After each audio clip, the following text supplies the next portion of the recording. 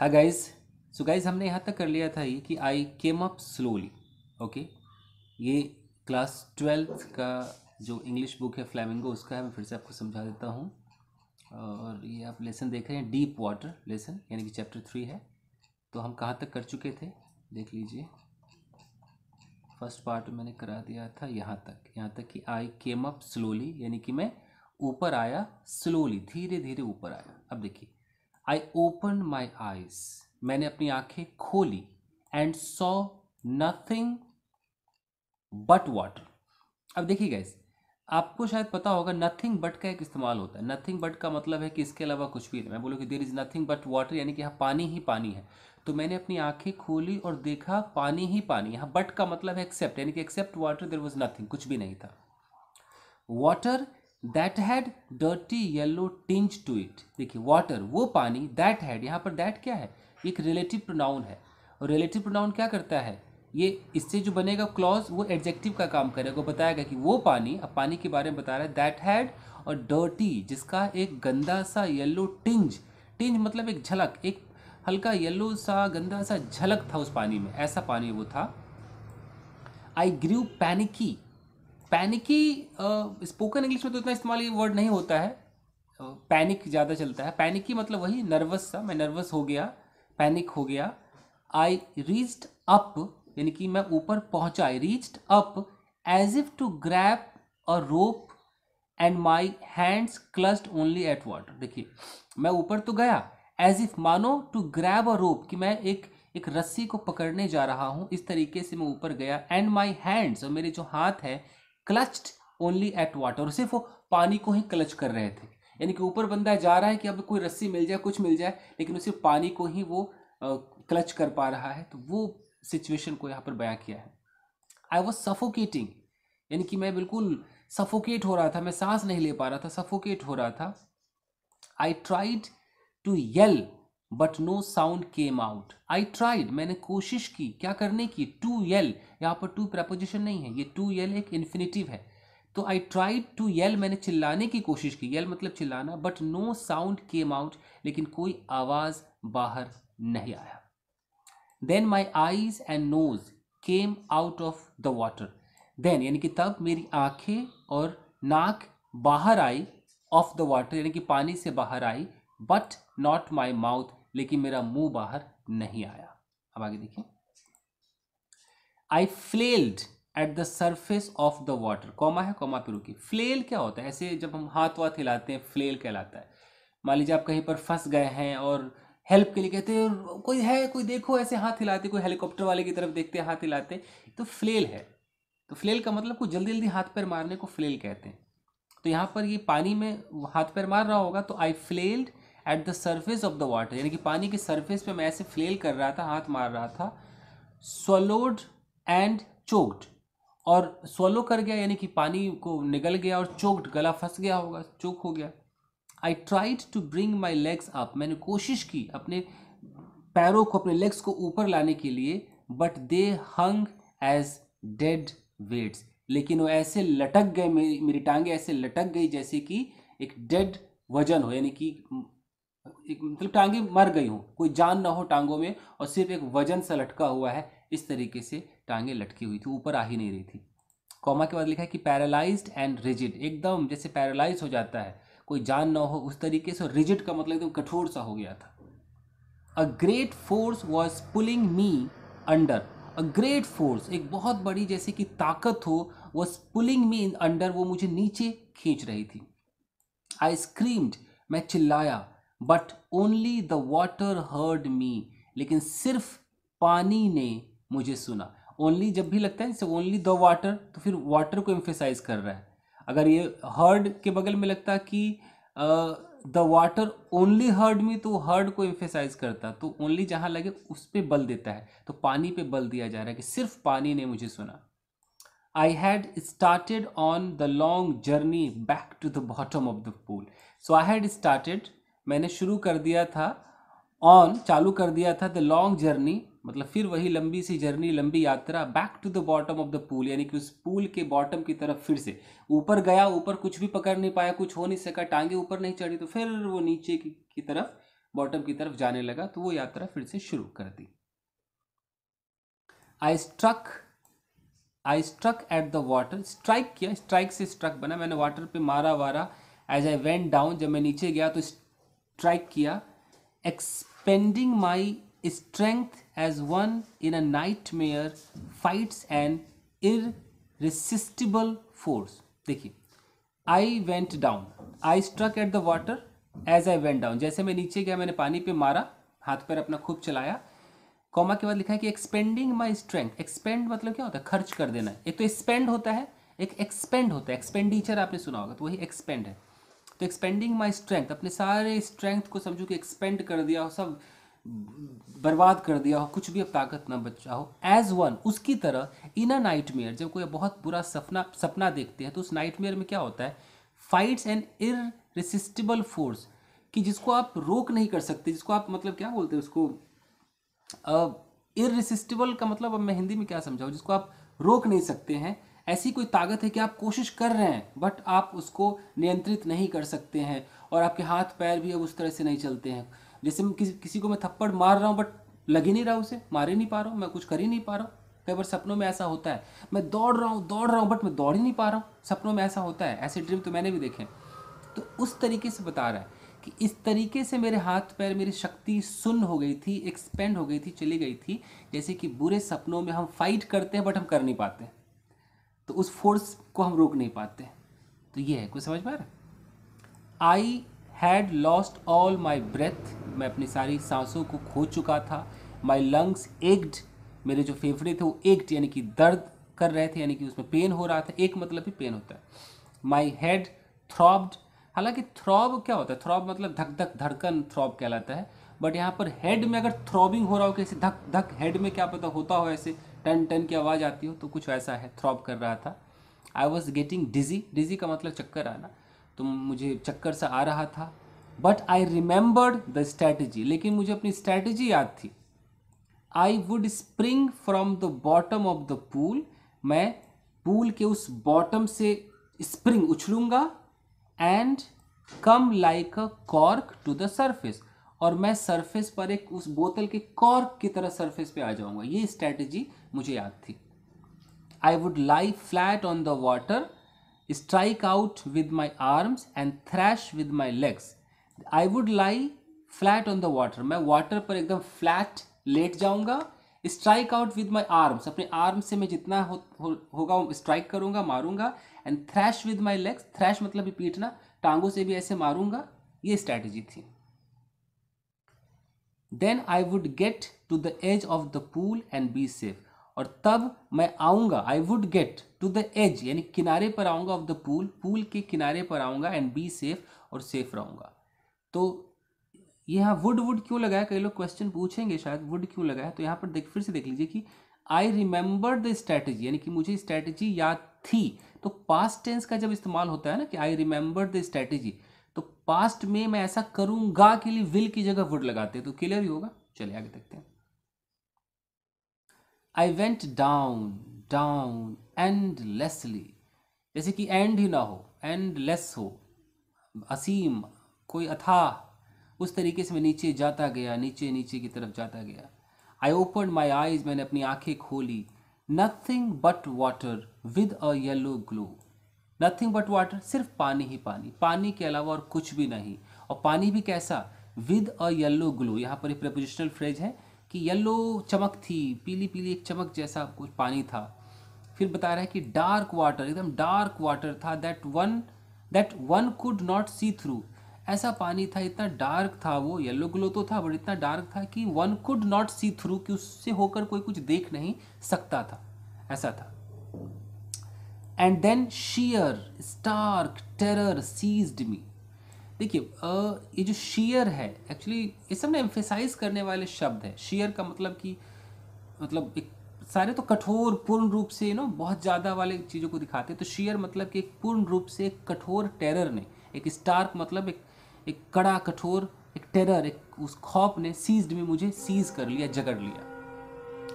Terror that knows no understanding, वो terror, वो खौफ, दैट नोज जो जानता है, नो अंडरस्टैंडिंग जिसको कुछ समझ नहीं उस खौफ को। Terror that knows no control, वो खौफ जिसको कोई कंट्रोल पता नहीं है। Terror that no one can understand who has not experienced it. ऐसा ऐसा खौफ that no one can understand, जिसे कोई समझ नहीं सकता है। Who has not experienced it, जिसने कभी इस खौफ का सामना न किया हो, अनुभव न किया हो, वो समझ नहीं सकता है। इस तरह का टेरर था। ऐसे उस शेयर स्टार्क टेरर ने मुझे सीज कर लिया था, जकड़ लिया था। अब देखिए, I was shrieking under water. Shriek का मतलब होता है चिल्लाना, स्क्रीम शाउट होता है ना, वैसे श्रीक है। मैं एकदम चीख रहा था अंडर वाटर, पानी के नीचे। I was paralysed under water, बिल्कुल पैरालाइज्ड हो गया था, बेजान हो गया था पानी के अंदर। स्टिफ रिजिड, ये सब एक ही वर्ड तो लगते हैं, स्टिफ रिजिड, सब कठोर नहीं होते कि स्टिफ अकड़ सी गई है बॉडी, तो अकड़ गई थी वो, कठोर सा रिजिड हो गया था विद फियर, डर के मारे। Even the screams in my throat were frozen, यहाँ तक कि जो मेरे गले में जो चीख थी, वो जो स्क्रीम, जो चीखें थी, वो भी एक तरीके से जम सी गई थी, फ्रोजन हो गई थी। Only my heart and the pounding in my head. Pound का मतलब वही ना कि जो पाउंड कहते हैं ना, प्रहार, टन, कुछ लग रहा होगा कि दिमाग में कुछ चल रहा है, प्रहार सा हो रहा है, कुछ धम धम हो रहा है। तो वो जो पाउंडिंग था वो, एंड माई हार्ट क्या है, my only my heart and the pounding in my head said that I was still alive. तो हार्ट बीट चल रहा होगा, दिमाग में कुछ कुछ हो रहा होगा पाउंडिंग सा, तो इससे पता चल रहा था कि यार मैं जिंदा तो हूं। And then in the midst of the terror came a touch of reason. देखिए, and then in the midst of the terror, in the midst का मतलब होता है इन द मिडल ऑफ, उसी के दौरान, ड्यूरिंग कह सकते हैं। तो उस खौफ के दौरान केम अ टच, थोड़ा यहाँ ओल्ड फैशन इंग्लिश है तो उल्टा पुल्टा लिखा रहता है। केम अ टच सुना होगा आपने कि केम अ गर्ल, हम कैसे बोलेंगे स्पोकन में, अ गर्ल केम, तो यहाँ पर थोड़ा सा ऐसे लिखते हैं, स्टाइल है कि केम आया, a touch of reason. Reason का मतलब एक विचार भी होता है, एक थॉट आया, एक रीजन आया, एक विचार आया। I must remember to jump, I must remember, मुझे अवश्य उसको याद करना चाहिए, दिमाग में होना चाहिए, टू जंप, कि मुझे जंप करना है, when I hit the bottom, जब बॉटम को मैं हिट करूंगा तो मुझे स्प्रिंग करना है। At last I felt the tiles under मी, अंत में मुझे महसूस हुआ, आई फेल्ट टाइल्स अंडर मी, यानी कि मेरे नीचे वो टाइल्स थे, यानी कि मैं बॉटम पर आ चुका था। My toes reached out as if to grab them, मेरे जो टोज थे वो बिल्कुल पहुंच ही गए थे, इस तरीके से मानो कि उनको पकड़ लेंगे, अब उस टाइल्स को पकड़ ले, इस तरीके से वो टोज मेरे पहुंच गए थे। आई jumped with everything I had, I jumped, मैं उछला, उसके बाद यहाँ विद एवरीथिंग आई हैड, जैसे कि पूरी जी जान लगा दी हो मैंने, जो भी जितनी भी सामर्थ्य शक्ति मेरे पास थी, मैं सबके साथ में जंप किया, मैंने उछल आया। बट कभी भी बट आए इसका मतलब कुछ तो लोचा है, मतलब कंट्रास्ट दिखाएगा, उल्टा पुल्टा कुछ दिखाएगा। But the jump made no difference, ये मेक नो डिफरेंस का मतलब होता है कोई फर्क नहीं पड़ना, तो जंप से कोई फर्क नहीं पड़ा। The water was still around me, अभी भी मेरे चारों तरफ पानी ही पानी था। आई लुक्ड फॉर रोप्स, मैंने रस्सी को ढूंढा, लुक फॉर का मतलब क्या था, ढूंढना, तलाशना।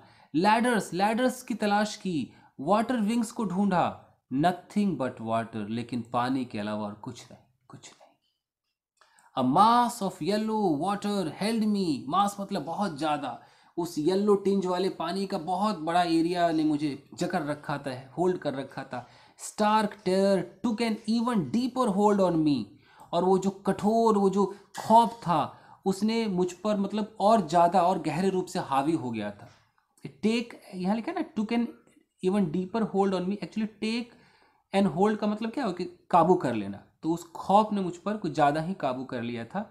Like a great charge of electricity, जैसे कि इलेक्ट्रिसिटी का एक चार्ज बोलते हैं ना कि इलेक्ट्रिसिटी जैसे हावी हो जाती है, उस तरीके से, like a great charge of electricity. I shook and trembled with fright. देखिए, शेक से शुक बना, तो शेक मतलब हिलना, हिलाना, तो हिल गया, कांप गया, विद फ्राइट डर के मारे, मतलब कांप गया, हिल गया, कुछ सिनोनिम जैसे वर्ड यूज़ कर लेते हैं लोग। माई आर्म्स वुडंट मूव, ये जो वुडंट है ना, कई बार ऐसा होता है, आप जब वुड का इस्तेमाल पढ़ेंगे ग्रामर में, जैसे कि कोई स्टोरी टेलिंग कर रहा है, पास्ट के बारे में कह रहा है कि यार मेरी बाइक स्टार्ट नहीं हुई, तो जहाँ पर कोई मशीन हो या कोई चीज़ हो जो बिल्कुल रिफ्यूज़ कर दे कि बिल्कुल जो होना था वो ना हो, तो वहाँ पर वुडंट का इस्तेमाल होता है। कुडंट तो सबको पता है कि हम कुडंट जब फेल हो जाते कि यार मैं वहाँ नहीं जा सका, आई कुडंट गो देयर, वैसे ही वुडंट भी होता है, नेगेटिव में ही इस्तेमाल होता है। तो ये उसी सेंस में लिखा गया है। वुड के कई इस्तेमाल है ना, एक यूज टू वाली फीलिंग भी वुड देता है, वैसे ही ये है wouldn't. My arms wouldn't move, यानी कि बिल्कुल फेल हो गए, जवाब दे दिया जी, मेरे हाथों ने, आर्म्स ने जवाब दे दिया, मूव ही नहीं हुआ, तो वुडंट लगा है। माई लेग्स वुडंट मूव, मेरी टांगों ने भी जवाब दे दिया जी, मूव ही नहीं हुआ। I tried to call for help, call for का मतलब होता है मांगना, पुकारना, तो मैंने हेल्प मांगा। टू कॉल फॉर मदर, अपनी मम्मी को मतलब चाहा कि मेरी मम्मी आ जाए, इस तरीके से फीलिंग है। नथिंग हैपेंड, कुछ नहीं हुआ। अब देखिए, कई बार ऐसा होता है ना कि जो लिखा हो डायरेक्ट आप उसकी हिंदी नहीं कर सकती, क्योंकि अंग्रेजी अलग है, हिंदी अलग है, तो आपको सेंस को ना समझना होगा कॉन्टेक्स्ट के हिसाब से। एंड देन, तब, स्ट्रेंजली, स्ट्रेंजली मतलब एकदम अजीब तरीके से, एक अद्भुत प्रकार से, देयर वॉज लाइट, एक रोशनी थी वहां पर। I was coming out of the awful yellow water, I was coming out, मैं बाहर आ रहा था, of the awful yellow water. Awful का मतलब क्या होता है, बेकार, खराब, घिनौना, उस खराब से, गंदे से येलो पानी से मैं बाहर आ रहा था। एटलीस्ट माई आईज वर, कम से कम मेरी आंखें तो बाहर आ ही रही थी। My nose was almost out too, और मेरी नाक भी ऑलमोस्ट बाहर आ ही गई थी। Then I started down a third time, I started, फिर मैं शुरू हो गया, डाउन का मतलब नीचे की ओर, फिर नीचे की ओर मैंने जाना शुरू कर दिया तीसरी बार। आई, अच्छा यहाँ ओल्ड फैशन इंग्लिश, अगर हम लोग स्पोकन में बोलते तो क्या बोलता है, started going down, I started drowning, ऐसे हम करके बात करते हैं। यहाँ पर सीधा आई स्टार्टेड, सीधा एक डाउन कर दिया। तो इस तरह के स्पोकन में तो नहीं बोले जाते, बट चलता है किताबों में। पता नहीं ओल्ड फैशन क्यों लिखते हैं, स्टाइल ही होगा किताबों का। Then I started down a third time, तीसरी बार आई स्टार्टेड, मैंने शुरू कर दिया डाउन, नीचे की तरफ, मेरा नीचे की तरफ जाना स्टार्ट हो गया। I sucked for air and got water, चाह कि हवा लूँ, एयर लूँ, बट उसकी जगह क्या चला गया, गॉट वाटर, पानी चला गया अंदर। The yellowish light was going out, वो येलो जो लाइट था वो भी अब गोइंग आउट, वो भी अब बुझ सा रहा था, बाहर जा रहा था। द येलोइश लाइट, येलोइश का मतलब जो पीला जैसा, रेडिश, येलोइश, ऐसे इश लगा देते हैं। Yellowish light was going out, वो भी बस बुझ ही रहा था, जा ही रहा था। देन ऑल एफर्ट सीज्ड, सारे प्रयास सीज हो गए, बंद हो गए, ठप हो गए। आई रिलैक्स्ड, मैं काम हो गया, रिलैक्स्ड हो गया। Even my legs felt limp, यहाँ तक कि जो मेरी टांगे हैं वो भी शिथिल हो गई, लिम्प मतलब शांत, शिथिल हो गई। And a blackness swept over my brain, और मेरे दिमाग पर वो एक काला सा, अंधेरा सा स्वेप्ट ओवर, छा गया मेरे दिमाग पर। इट वाइप्ड आउट फियर, इसने सारे डर को पोंछ डाला, वाइप आउट कर डाला। इट वाइप्ड आउट टेरर, उस खौफ को, उस फियर को वाइप आउट कर डाला। There was no more panic, अब कोई भी पैनिक, कोई डर, कोई सदमा, कुछ भी नहीं था। It was quiet and peaceful, यह शांत, बिल्कुल शांत था, पीसफुल था, शांति भरा था। Nothing to be afraid of, कुछ भी डरने के लिए था ही नहीं। दिस इज नाइस, ये बहुत अच्छा है। टू बी ड्राउजी, एक ड्राउजी होना, जैसे नींद सी आ रही हो, ये होना बहुत अच्छा है। टू गो टू स्लीप, उस नींद में जाना बहुत अच्छा है। To no need to jump, अब मुझे उछलना नहीं पड़ेगा, ये बहुत अच्छा है। टू टायर्ड टू जंप, कि बहुत, अब इतना टायर्ड हूँ कि अब जंप नहीं कर सकता हूँ। रिमूव टू पढ़ा आपने कभी ग्रामर में, इस तरह से आता है ना, टू वीक टू वॉक, वही वाला है कि I am so weak that I can not walk, ऐसे हम रिमूव करते ना। तो टू टायर्ड, इतना थका हूँ टू जंप, की जंप नहीं कर सकता। It's nice to be carried gently, कितना अच्छा है कि अपने आप प्यार से इधर उधर मूव होते रहो। To float, to float along in space, to float, ऐसे फ्लोट, ऐसे तैरो, अलोंग इन स्पेस, जैसे स्पेस में जा रहे हो। अब है टेंडर आर्म्स अराउंड मी, ऐसा लग रहा था जैसे वो टेंडर, वो कोमल कोमल आर्म्स मेरे चारों तरफ से हैं। टेंडर आर्म्स लाइक मदर्स, जैसे कि माँ की वो नरम नरम भुजाएं होती, आर्म्स होती, वैसे लपेटा हुआ है किसी ने मुझे। Now I must go to sleep, अब मुझे अवश्य ही सो जाना चाहिए। मस्ट गो टू स्लीप, सोने के लिए चला जाना चाहिए।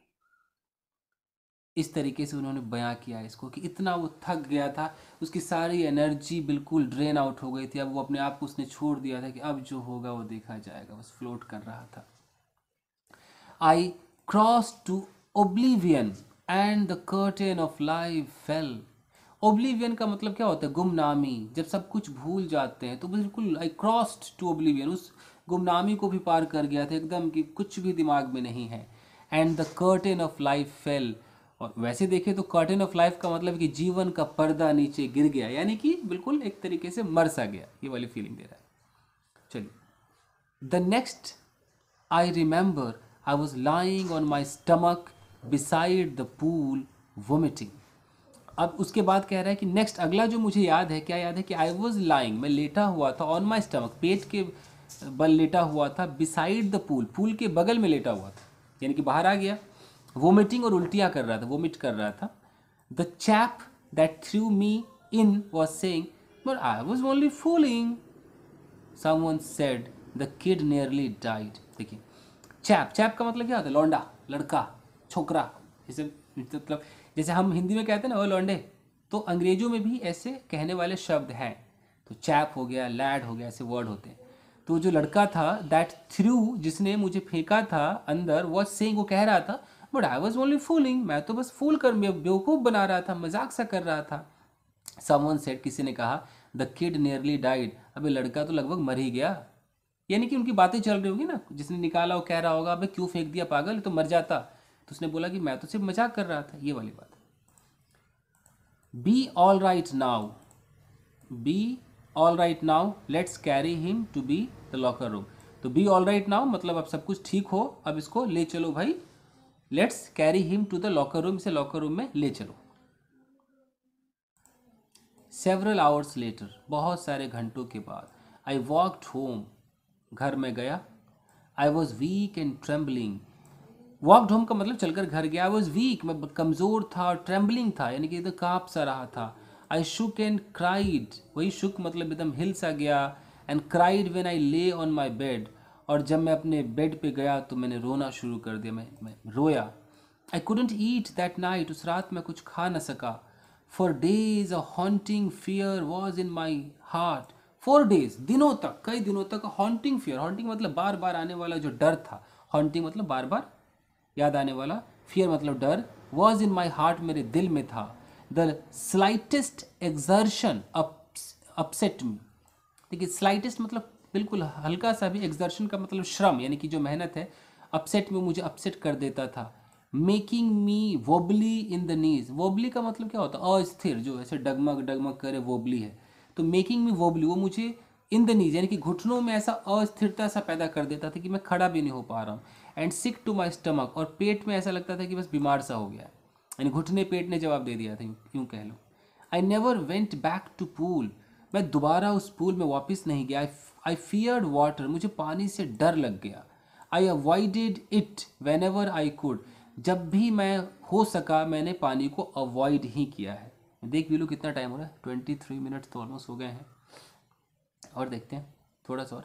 अ फ्यू ईयर्स लेटर, कुछ साल बाद, when I came to know the waters of the cascades, when I came to know, जब मुझे पता चला, the waters of the cascade, cascade का मतलब झरना वगैरह होता है, तो उसके पानी के बारे में जब पता चला, यहाँ वाटर्स लिखा है, वाटर्स मतलब कि एक्चुअली जरूरी नहीं कि वाटर का वाटर्स हो जाए प्लूरल, वाटर्स मतलब जो नदी नाले पानी है उसको वाटर्स भी, समुद्र वगैरह है उसको वाटर्स कह देते हैं ना। तो came to know the waters of cascade, तो झरने का जो पानी था उसके बारे में जब पता चला, उस एरिया के बारे में, उस झरने के बारे में। I wanted to get into them, मैं भी जाना चाहता था। यहाँ वाटर्स है यानी कि कास्केड्स भी है, तो ये भी प्लूरल है, ये भी प्लूरल कर दिया है, यानी कि उस पर्टिकुलर झरने के बारे में कहा जा रहा है। ओल्ड फैशन इंग्लिश में बार बार आपको कहता रहता हूँ, तो आप स्पोकन में ज़्यादा इस्तेमाल इसका ना करें। I wanted to get into them, तो मैं भी उन झरनों में जाना चाहता था। And whenever I did, और जब भी मैंने ऐसा किया, whether I was wading the Tieton or Bumping River or bathing in Warm Lake of the Goat Rocks, the terror that had seized me in the pool would come back. बस यहीं तक करते हैं, देखिएगा।